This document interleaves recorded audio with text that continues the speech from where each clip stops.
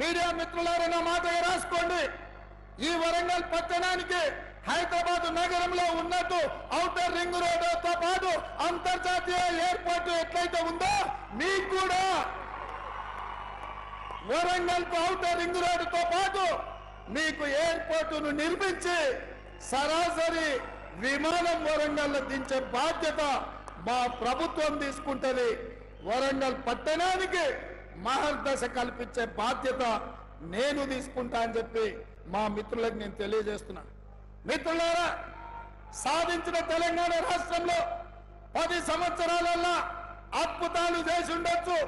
వరంగల్ నగరాన్ని మహానగరంగా మార్చి ఉండొచ్చు.